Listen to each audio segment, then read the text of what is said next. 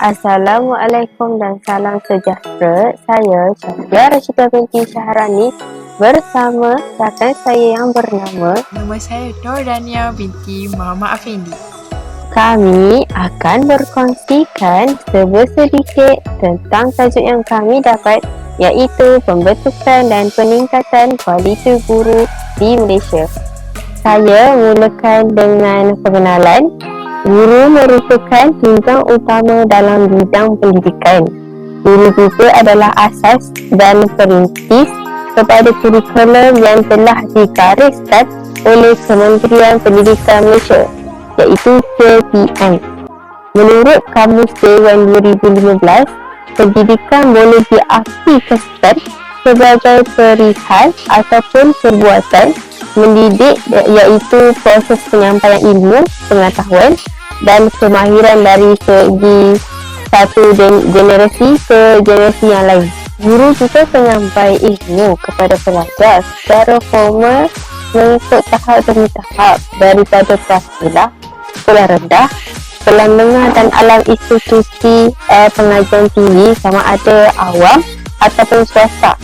Menurut pandangan tokoh Islam, iaitu Muhammad Khattab, ia menyatakan bahawa pendidikan adalah proses bagi membentuk manusia secara menyeluruh dan seimbang. Tunjang utama pendidikan adalah untuk mengembangkan lagi potensi dari segi intelek, fizikal, emosi dan rohani seseorang itu ke tahap yang lebih sempurna. Guru bukan sahaja tanggungjawab untuk menyampaikan ilmu, bahkan bertanggungjawab untuk menanam minat, mengasah bakat dan kebolehan pelajar dalam pelbagai bidang agar dapat melahirkan masyarakat yang berkebolehan. Model insan yang berkualiti bergantung kepada pendidikan yang berkualiti agar dapat melahirkan pelajar yang mempunyai jati diri yang kukuh, berketerampilan diri, mempunyai kepribadian mulia, berpengetahuan dan berkemahiran tinggi bagi mengisi keperluan negara maju. Ia juga dapat membentuk model insan yang mampu berfikir kritis dan kreatif. Guru, di mana guru berperanan penting dalam memikul tanggungjawab dan amanah yang berat bagi membentuk dan mendidik pelajar di sekolah. Selain itu, pendidik yang sentiasa memberi sokongan, dorongan dan semangat pada semua sekaligus dapat mendisiplinkan pelajar agar sentiasa patuh pada peraturan di sekolah. Akan tetapi guru pada masa kini tidak sama dengan guru terdahulu, sering diagung-agungkan oleh lapisan masyarakat. Ini kerana sering timbul isu mana setengah pelajar tidak mendengar kata dan tidak menghormati guru di sekolah, serta guru akan dipertikaikan oleh ibu bapa yang bertaraf tinggi. Contoh, guru disaman oleh ibu bapa atas kesalahan tidak sewajarnya dan mengakibatkan hormat pada guru tiada. Namun guru pada masa kini menghadapi pelbagai isu dan cabaran dalam mendidik. Kita beralih kepada cabaran. Cabaran yang pertama adalah guru diberi pelbagai jawatan yang bukan dalam bidang mereka. Kualiti pengajaran merosot kerana guru tidak mahir dalam subjek tersebut dan sebahagian guru terpaksa membuat kerja-kerja kerani yang tiada kaitan dalam skop kerja mereka. Dan disebabkan itu, guru sering menghadapi masalah tekanan yang amat besar dan dapat menjejaskan kualiti dia sebagai seorang guru. Maknanya, dia buat kerja bukan dalam bidang dia.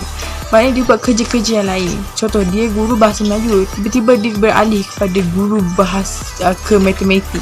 Jadi agak susah untuk dia mengajar kerana itu bukan dalam bidang dia atau dalam kos yang dia belajar terdahulu. Yang kedua, tidak mempunyai kemahiran tentang bahan atau alat yang canggih. Disebabkan itu, kurang mempunyai peluang untuk mendedahkan diri mereka dengan teknologi. Dengan penggunaan teknologi dapat tahu maklumat terkini untuk mengajar. Maknanya guru-guru bila pandai menggunakan teknologi-teknologi terkini, ia memudahkan sesi pengajaran, sesi pelajaran di mana pelajar lebih tertarik untuk belajar bersama. So, guru-guru haruslah mempelajari teknologi agar pengajaran yang lebih berkesan dan menarik pada masa akan datang. Sebabnya sekarang endemik pun kita guna teknologi. Jadi, guru kena pelbagaikan kemahiran dan pengetahuan dalam sesi pengajaran dan pembelajaran. Okay, kita beralih kepada cabaran yang terakhir di mana guru harus mendisiplinkan salah laku pelajar kerana masalah disiplin semakin meningkat di sekolah. Disiplin merupakan peraturan atau undang-undang untuk membentuk pelajar menjadi lebih baik atau sihat yang baik pada masa yang akan datang. Namun, ada juga yang tidak indahkan peraturan dan undang-undang tersebut.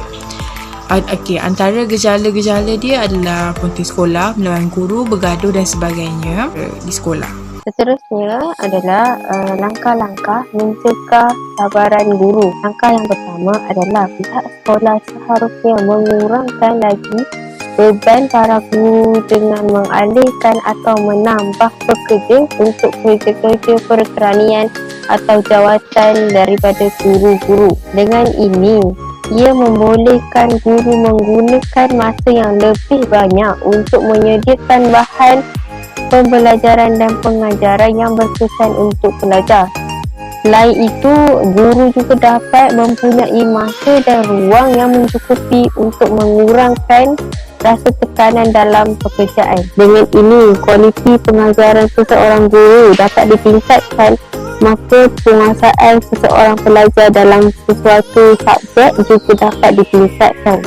Pendek kata, kerja-kerja yang tidak berkaitan dengan pengajaran mestilah dikurangkan untuk meningkatkan lagi kualiti pengajaran seseorang guru dan juga menjamin prestasi seseorang pelajar. Langkah yang kedua adalah pihak kerajaan haruslah menyediakan pelbagai kursus yang berfokuskan kepada cara-cara penggunaan teknologi yang berkaitan dengan pengajaran guru dalam kelas agar mereka dapat meningkatkan lagi kemahiran dan kebolehan mereka dalam menggunakan kemudahan ICT yang sedia ada dalam sekolah untuk mengajar. Dengan ini, guru dapat menjalankan pengajaran kepada pelajar dengan lebih mudah dan menarik perhatian mereka. Selain daripada itu, guru dapat melengkapkan diri mereka dengan pelbagai jenis ilmu pengetahuan yang terkini melalui internet.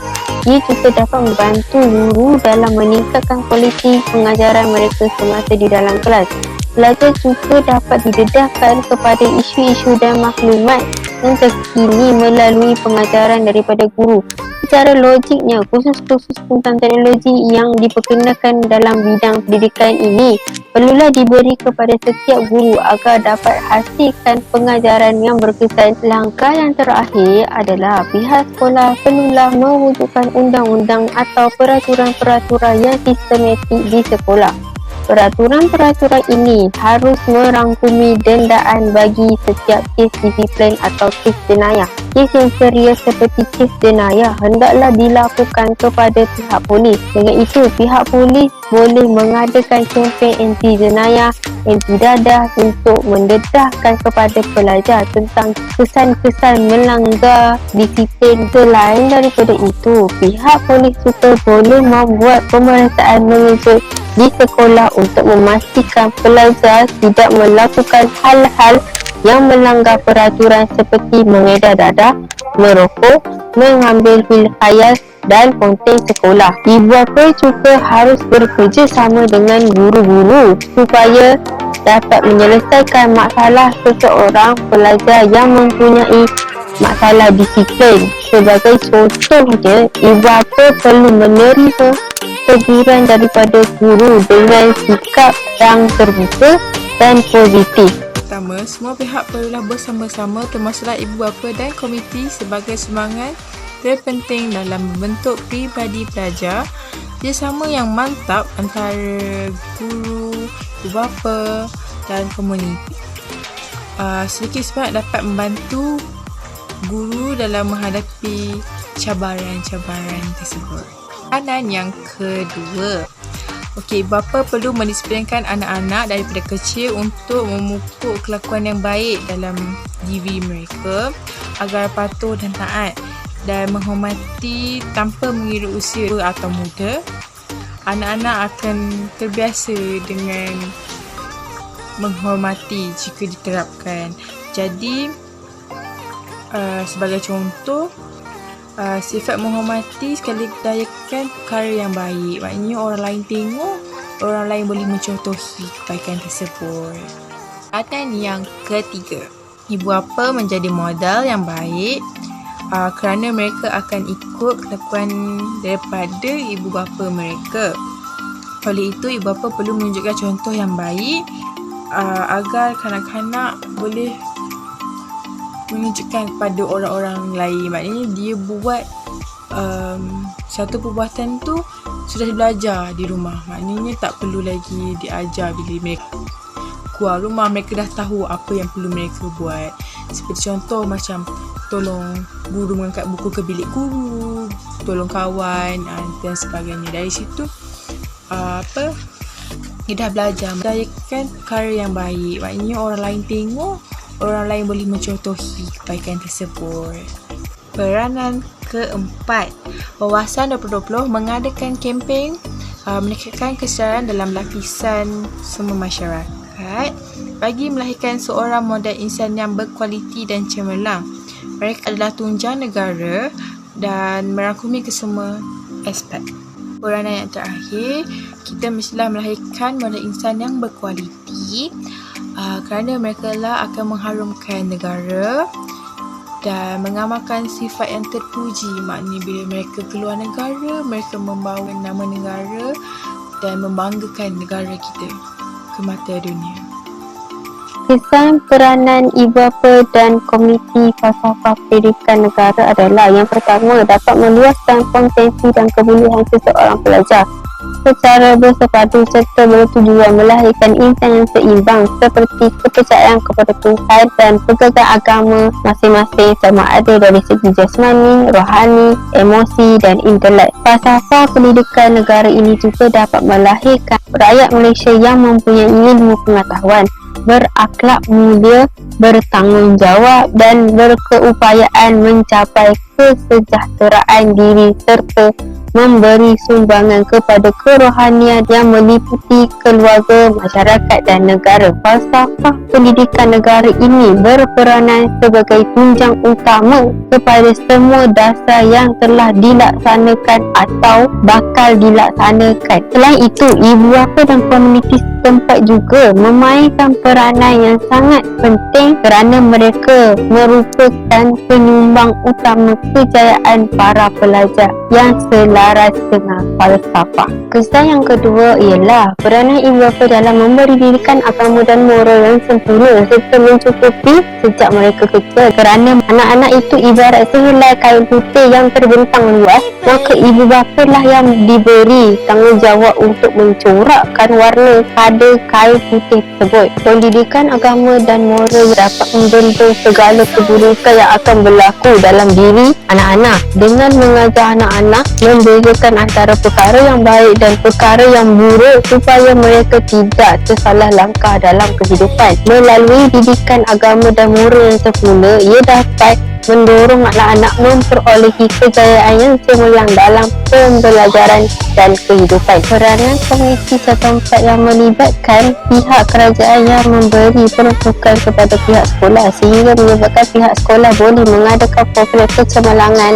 akademik para pelajar. Pihak sekolah juga boleh mengadakan program pelancaraan minggu bahasa Melayu, bahasa Inggeris, hari sains dan matematik untuk menarik minat pelajar. Kesan yang terakhir adalah mengadakan bengkel menjawab soalan untuk para pelajar supaya mereka menyedari kelemahan dalam diri mereka dan memperbaiki kelemahan tersebut dengan teknik menjawab soalan yang betul dan tepat. Pada masa yang sama, ia dapat meningkatkan motivasi diri dalam kalangan pelajar.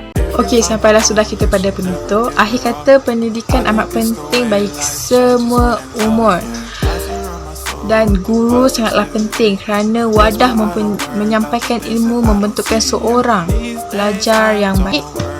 Dengan ini lahirlah pelajar yang cemerlang. Terima kasih.